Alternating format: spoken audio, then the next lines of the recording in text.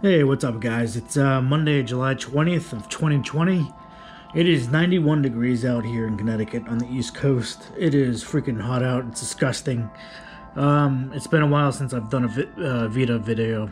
Um, just took a little break, I guess, but I did my unboxing of The Ghost of Tsushima. I haven't played it yet. I just finished my The Last of Us Part 2. It was, I thought it was good.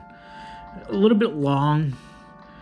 It could have been shortened a little bit, but to me, it was a very long game, and like I just said, they could have shortened that whole story. Yeah, other than that, it wasn't that bad. I still think it was overhyped and stuff like that. The first one was way better. There's way too many characters in this to keep track of. It just, I don't know.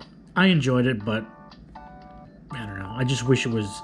I wish I loved it, like I loved the first one. It's just not there for me, but I finally completed it. I gotta go back and pick up some trophies that I didn't get, like collectibles, like artifacts and some other silly stuff. But I installed RetroArch for the PlayStation Vita, and I've been farting around with it and stuff like that. Loaded up some ROMs.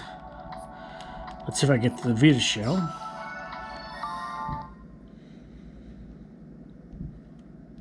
So I got my SD2 Vita in there, and right here I have 476.68 gigabytes out of 46.90. The RetroArch is a .vpk file, so what you want to do is just transfer the VPK file over to the UXO folder. You could either have a VPK folder like I got. You load it in there if you'd like, or just load it like in this UXO folder. It doesn't really matter, to be quite honest with you, but I like to keep everything nice and neat and stuff like that. And like I said earlier, you could always go back and delete the VPK file once you install the plugin or application that you would like to install. But when RetroArch sets up, you want to put your ROMs in the UXO folder.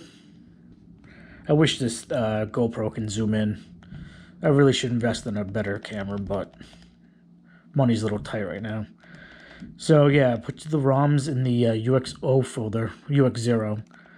And these are the folders I have right now. Regular Nintendo, the Game Boy, Game Boy Advance, the Game Boy Color, Super Nintendo. I got Sega Game Gear, Master System, Mega CD, and Mega Drive. So I got a crap ton of files. Definitely transfer them over by taking out your memory card from the Vita, putting the memory card into like an SD adapter and put it into your computer, and just drag and drop those ROM files over if you have a bunch of folders like you see right here, because it'll take forever to do over the FTP. Another thing is, if you have a big folder of ROMs like I have for the Super Nintendo, do not ever delete folders from the Vita shell. And do not delete folders from the FTP client as well either. Always use the USB. It's easier. Trust me, I've been farting around with this for a good number of days, ever since Friday of last week or Saturday, and I've gotten some errors, and I've had some hang-ups and some lag during the FTP, transferring files and deleting folders and stuff like that. And I also tried to delete like a folder on here through Vita shell, and it just it hung up and stuff like that. So just don't do it. Just everything in the USB. Plug that USB into the computer and you'll be good to go. So once the RetroArch installs, all your information is going to be under the UX0/data folder. So as you can tell right there, RetroArch, this is where everything's going to be stored for you. You get your thumbnails and stuff like that. So I can show like box cover art. So let's just Let's see. Let's just pick a... I always like this game. See, I will say some like Japanese ROM files for some reason, even though I updated the playlist, the cover art won't show for some reason. I don't know why. But I guess if you're that determined, just go online, go to Google Image, and search the video game, and you can always transfer the cover art from the USB or the FTP into the data/RetroArch/thumbnails folder if you'd like. But this is where everything is. If you mess up RetroArch by any chance, all you have to do is go to Vita shell, go to UX0 data/RetroArch, and go down to retroarch.cfg, which is the config file. Just delete that. Don't worry, you're not going to mess up RetroArch. Delete that file, back out of the Vita shell, and then relaunch the RetroArch application, or application plugin, whatever you want to call it, and it'll start up normally like it did the first time, and then you could go back and set up the settings that you'd like to use. I made a few mistakes during the setup of RetroArch and stuff like that, so I did some things and it came to a black screen and it wouldn't go away, so I closed it out and I decided what the hell to do. I just took a wild guess and deleted the RetroArch config file. I loaded back the RetroArch plugin or application, loaded that up again, and everything was good to go. So if you ever fuck up, just delete the RetroArch and you'll be good to go. Or you could always copy the file, I guess. Let's try this. Nope. I was hoping I could copy the file and paste it into the same directory, but I was hoping the copied file would be like RetroArch parentheses 1 parenthesis. So it'd be like a backup, but I suggest you back up the retroarch.cfg file onto your computer. Or just copy this file to like a folder labeled backup, just in case something messes up. Or you could just delete it and just reload the RetroArch application. So this is the brand new RetroArch file, the updated one. It took me a little while to set this whole thing up, mostly because this is for like a PC. You could have controllers and stuff like that. It's really different. When you first set up the RetroArch, it's going to be backwards. So the X will be cancel and the O will be X. But there's a way to change that. And you can change the GUI, the GUI. Let's see if I remember. Okay, here we go. So it's on Ozone right now. Let's try this. And every time you pick something, just go back out to the main menu and go to restart. So the settings will take place. Or you could always back out and then relaunch the whole application again. So this is what it looks like now. You just have to move over left and right from the D-pad.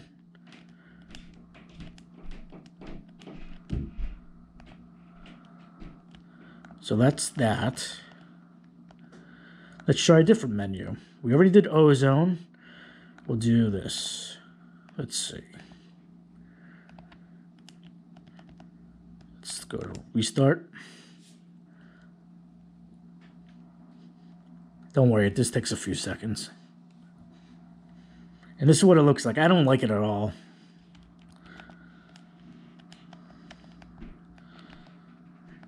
Let's see. But everything's all compact, which is nice. There's no, like, you don't have to move left or right. There's no screens to go to. Everything's right there for you. So go to settings. Let's go to menu. Never ever do null. That's where I messed up earlier. That's when I actually went to the RetroArch folder and deleted the RetroArch config file so I could actually get back into RetroArch itself. So don't ever use the null file under menu because you'll just mess it up. Because every time you launch the application, it's just going to be a black screen. You won't be able to do anything about it. Let's see. Let's go to restart.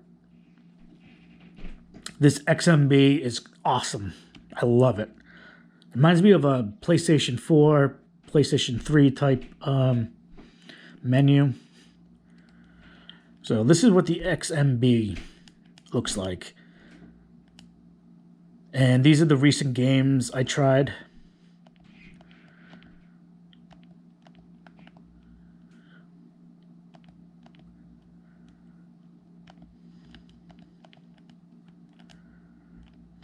You could host, you could play online and stuff like that. So there's a bunch of games on here.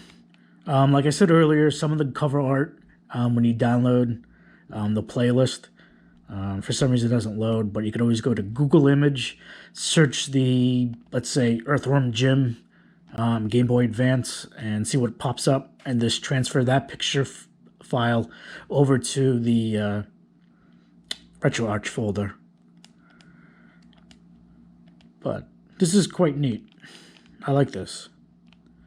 It's a lot of games to choose from. A lot of games I've never even heard of, especially the Japanese ones.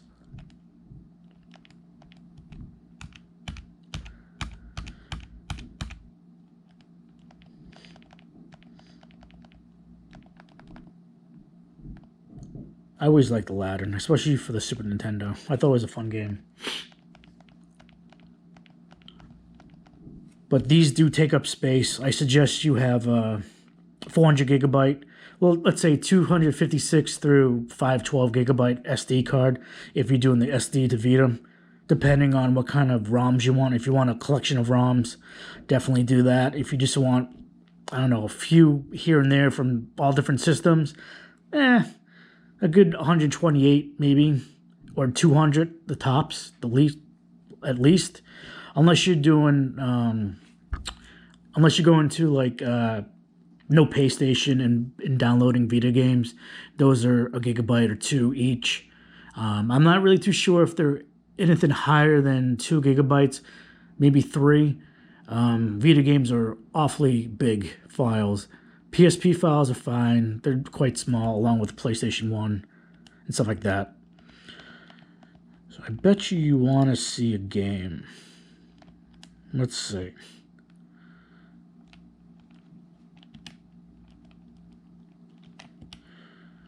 Let's go to something that everybody knows.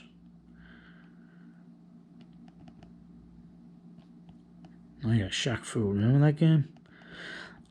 I love SimCity. I thought SimCity was great. Was it 2000? I remember having 2000 for the PC back in the day. Star Fox, Street Fighter. Super Venture Island was always a blast. Sometimes the cover art will pop up. It just takes a few seconds. It's just loading, looking for it in the memory. That's right. Super Bomberman was kind of cool.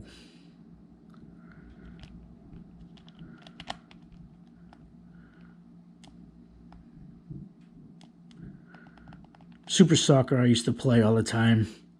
It wasn't that bad of a game.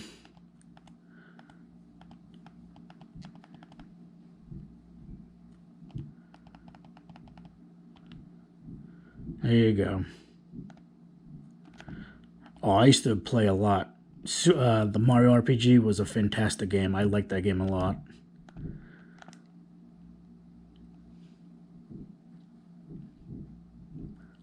And like I said, don't worry, it will load. It just takes a little while. Let's say 10, 15 seconds.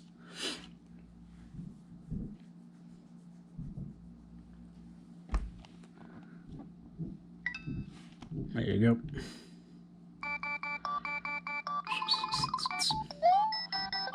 me, a Mario.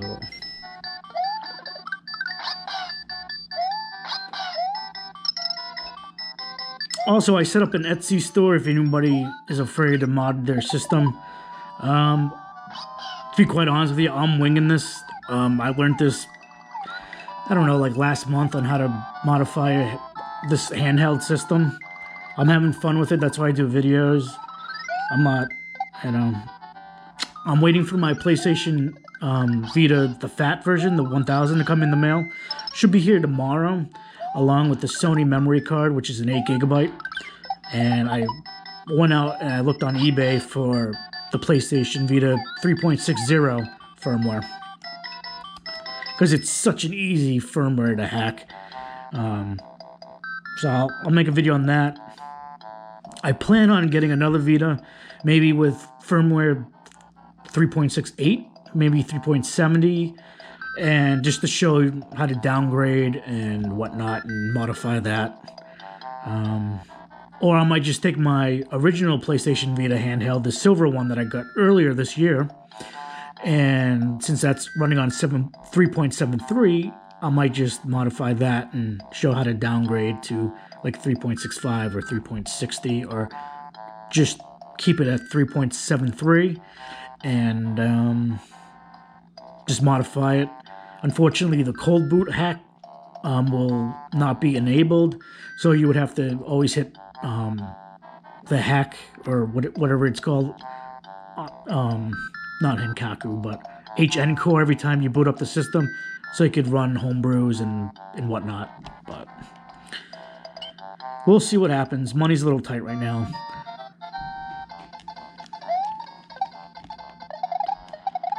Man, I spent hours on end on this game. How do you run? Oh! Son of a... Alright, well... let's get out of this. Let's close this. Also, you could save your files. Shoot. Let me load this thing back up. I apologize, guys. This was another fun game. Kiko Cubo for the Nintendo. It's a puzzle game, a block puzzle game. You gotta move certain blocks to finish the level. Yeah. Well, actually, you gotta move certain blocks so you could actually get to the exit.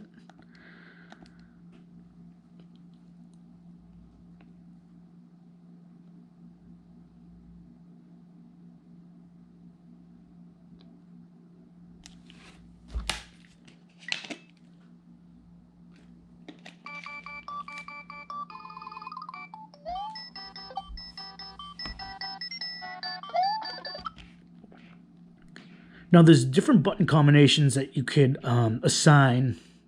So you could go back to the quick menu. So you could restart, or you could close the game out. You could take a screenshot if you'd like. State slot changes the current selection state slot. I don't know what that is. There's a lot of things on this I still don't know, so I do apologize. Save state, load state, which is the save state. Undo load state, undo save state. Add to favorites. You could add different games to your favorites, so you don't have to scroll through your folder of, let's say, Super Nintendo games just to find the game you want to play, which is kind of cool. Let's see. Create game options file, Super Mario. Reduce slowdown, hack, unsave. You can rewind it. Change settings related to video, audio input, frame delay. There's a whole bunch of stuff on here, guys, you could fart around with. Also, you could have cheats, too, if you'd like. Options to override the global configuration. Nah. Just a bunch of stuff on here, man. Let's see. Let's go to...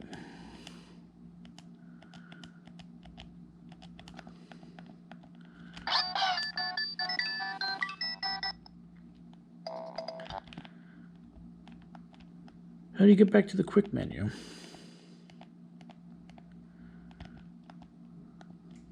There we go. Let's close that.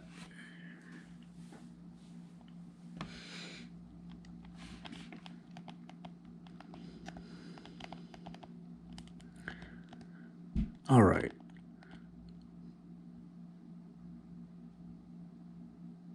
All right. I would not advise anybody to mess around with anything on here that you don't know. Like I said, menu. You can fart around with everything on here if you'd like, minus the null, because that's just gonna spit out a black screen for you, and you won't be getting back in here to play your games, unless, like I said, delete the config file. Video, I just leave B. Audio, the same thing. Input, these are for controllers. Let's see. This is what I was talking about. To get to the quick menu when you're playing a game, I should say, you could change this to what I have right now, the L and R buttons, the top triggers, or bumpers, whatever you want to hell call them. You could do down select at the same time. I prefer L and R. It's easier. This is the standard, the default, the left one, right one, start and select at the same time. I'm over here like a retarded kid. Like, yeah, it wasn't good. So I definitely had to change that up. But you could assign like special characters. Oh shit, I'm not gonna assign anything. But you could assign like different buttons for different things on here, which is cool. But to me, this RetroArch seems like it's built mostly for the computers. It is nice that they actually ported it to a PlayStation Vita. I think the Nintendo has it now, the PS3, and a hacked PS4.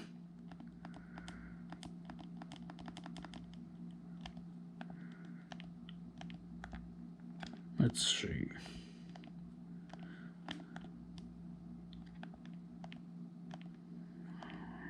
There we go. You can change the scale. It's at 100, 1.0. Let's go to... That's how big it's going to be. Now this looks great when you're first setting up the RetroArch, but now it's not so see, I can't even see. Menu.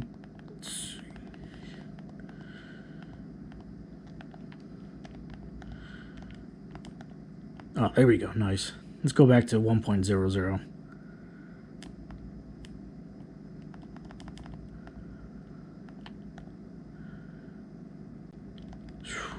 There we go.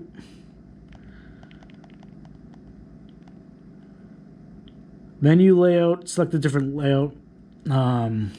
Just have to hit the D-pad left or right. Just give it a few seconds. You'll start noticing that things will be changing. It was on auto, now console. Let's see what this brings up. This is handheld, but it seems bigger though. But it's still, the skill factor's at 100. So I'm just gonna leave it at automatic. Automatic's fine. I'm pretty sure everything is readable online at the RetroArch website. The icons, let's see. This is what the icons look like. I like these icons right now. But when we go to appearances, let's see, user interface appearances, go to, it's on systematic right now.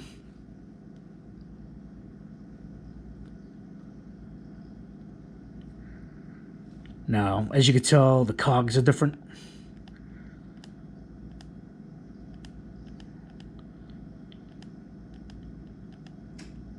It's not bad. It's like the Famicom, I think, or this is the Super one. I don't know. This dot one's alright. The systematic's one of my favorites. It's user interface, appearance. Let's see. Get rid of .art.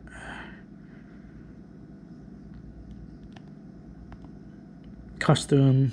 Nah. I've seen all these anyway. I've been farting around this whole thing for a few days now. Retro system. Retro system looks exactly like Systematic to me. Hell, it might be the same thing, just relabeled a different name. Let's see.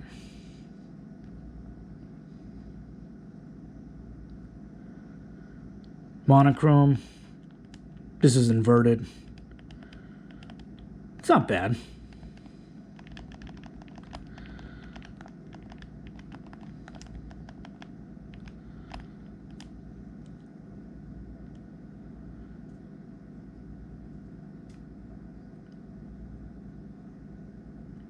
Or you could leave it automatic.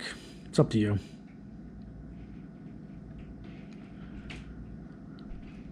Automatic inverted, I should say. They look like stencils to me. I'm not really fond or a big fan of what it looks like. Let's go to switch that around. Monochrome.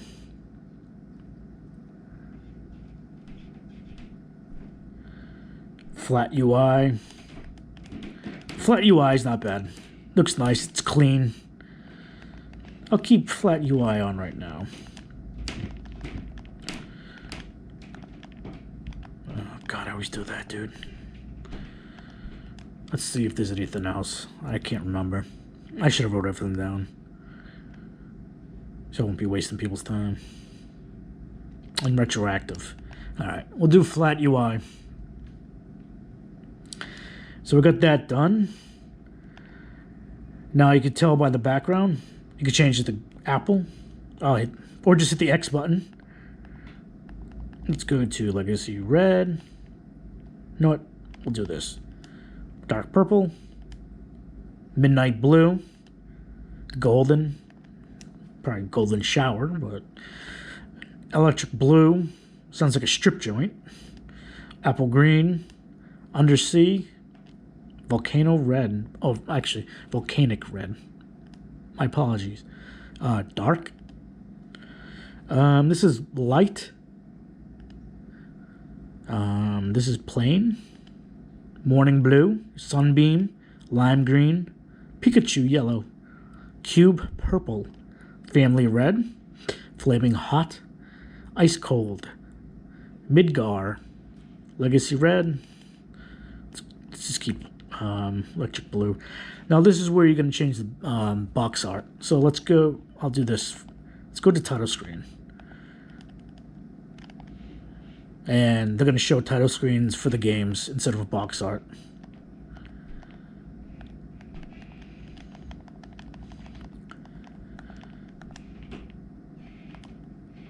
Or you could do screenshots. I don't have any screenshots. Well, I didn't take any screenshots, but oh, there we go.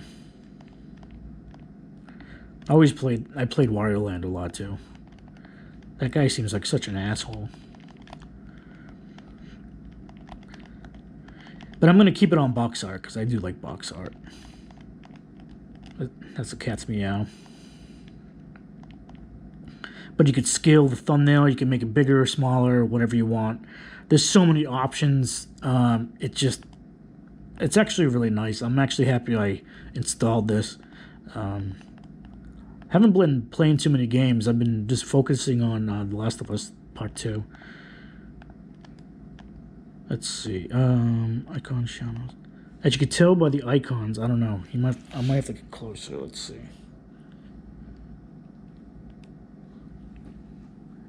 Icon shadows are on. Now they're off. Yeah, I don't think you guys can see it very good with the GoPro. It just makes the icons pop. And you can change the quick menu. You can turn these off and on. So when you hit the LR, the quick menu pops up, and it'll show what you want the information It'll show what you want it to show, I should say. I've been up since 2 working, so I'm fucking tired. You could show all these, you could turn these off.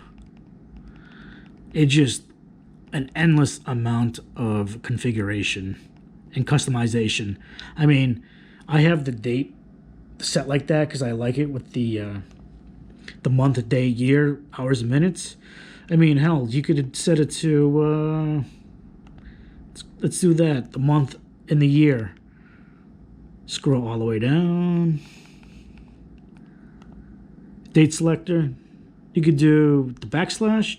You could do the hyphen.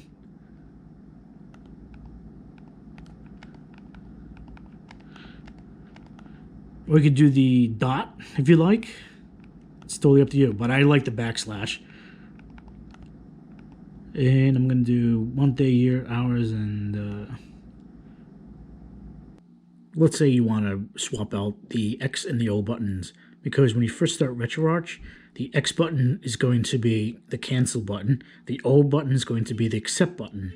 Now, if you don't like that, which I didn't, what you want to do from the main menu, you want to move over one to the settings, move to the input icon, scroll all the way down to where you see menu controls, and you just have to tick this once so the dot is to the right. This is for the menu swap, OK, and cancel buttons. Now the X button is to accept and the O is to cancel. Let's say you want to get rid of the favorites tab, the history tab, the music, and the net play tab, and import content. What you want to do is go back to the settings, scroll all the way down to where you see user interface, hit X or the O button depending on how you have yours set up. You want to go to menu item visibility.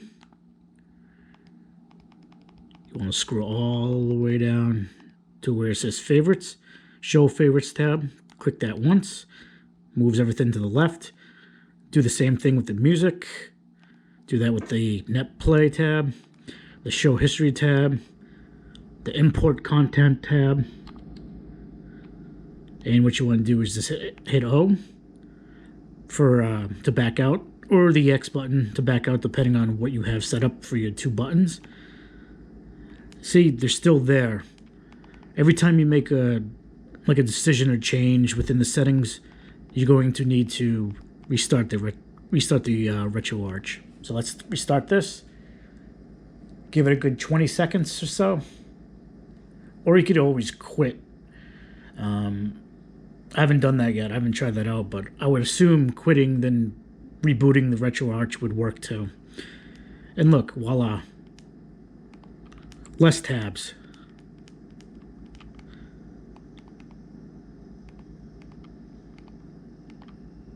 So that's always nice. That's a nice feature right there. If you don't want to see like extra tabs and stuff like that, just get rid of them.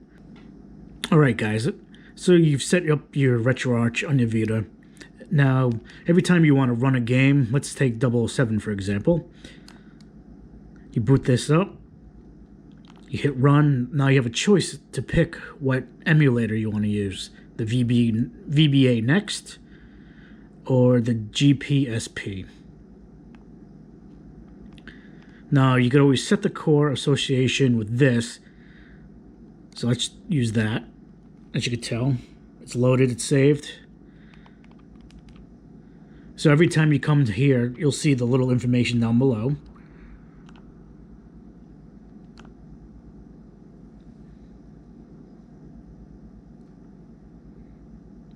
Just give it a few seconds, it'll boot up.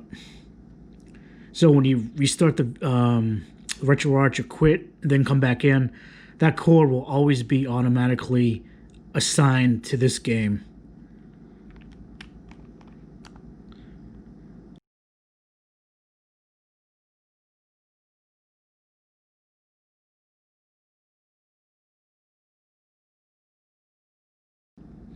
Alright, let's say you want to enable the one emulator to start the game up automatically without actually going to the game you want to play and click run or hit the button run, and you got to pick which emulator you want to be using for this game. So that gets very tedious after a while, assigning one emulator, either this one or the top one, to your Game Boy Advance video games. So if you want to do this automatically and do all the files in the folder all at once, what you want to do is come over to the main menu, go to Load Content, go to Playlists, highlight what folder you want to modify, hit the Start button. It says Default Core. I got no emulators picked to be played with the Game Boy Advance. So you just hit the X button, or if you haven't swapped over your buttons yet, hit the O. Scroll all the way down to where you see Nintendo Game Boy Advance. Now we got two emulators to be used.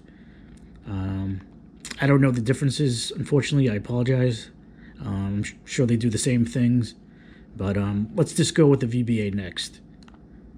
So we click that. Now that's set. I'm not really positive if this is going to boot up. If it doesn't, you'll probably have to restart. Like I kept telling you guys earlier, always restart, always restart. So we'll see what happens. Oh, it worked. Nice. So now all the game ROM files within that folder are set to the specific emulator to run Game Boy Advance games. Instead of going one game at a time, setting the emulator to that one game, if you have like 100 game ROM files, that's a lot of time wasted. When you could actually just set it automatically. I'll show you another one then.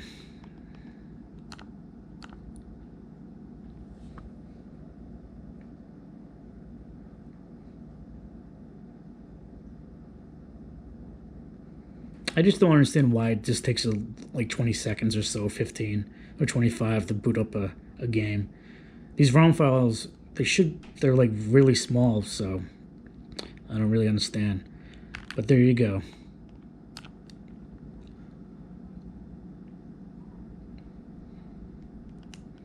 So that's that. And it's always going to show the information of how long you played and stuff like that right there.